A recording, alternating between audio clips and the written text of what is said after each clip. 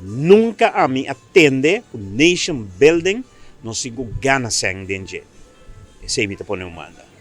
Dos, tá argumentar que o radio não tá toque tumbia e tá toca.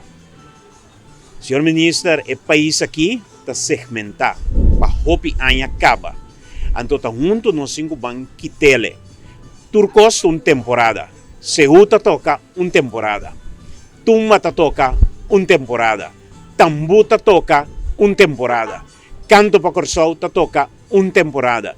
Pero se nós quepe e toca nos cinco reunir meio de comunicação para mirar como nós também cambia o aspecto aqui. Pero nem ficar bota para o festival. Você nem ficar amanhã Deus que bota para Seu, bota para Tumba, bota para Tambu também. Passou a emissora na nota toque lenteranha. Da outra coisa nós temos que se tem caso aqui, pois é argumento que tem, um argumento que não tem validez seguro para o servidor aqui. Não olvidar que aqui na Corsol nós temos coisa único.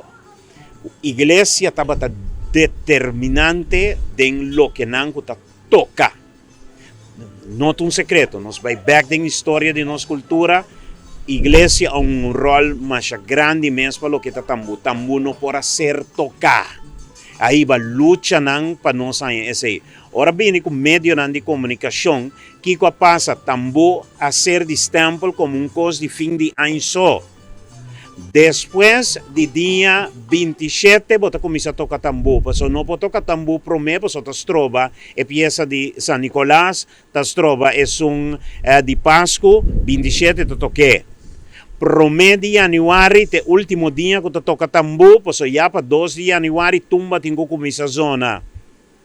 E já março, primeiro que o chinês, é o último dia que tumba toca, porque já são de chinês, tumba não pode tocar mais. Se não olvidar que a igreja, 2 anos passado, avisa que tem de meses saca, se for de temporada de quaresma, passou eta stroba quaresma. Depois é já domingo de banda boa e não está certo mais.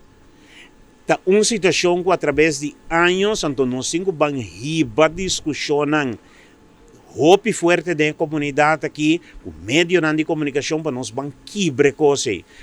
Se nós estamos de parte de nossa cultura, boa cultura não tem temporada, boa cultura está renter anha. Então, esse nós cinco vai ribajar. Esse é ministro, de momento, aqui, mas cria uma plataforma para junto com o meio de comunicação, van quebra e barreira, pero não quebra um festival que dia 3 anos exitoso a tomar lugar.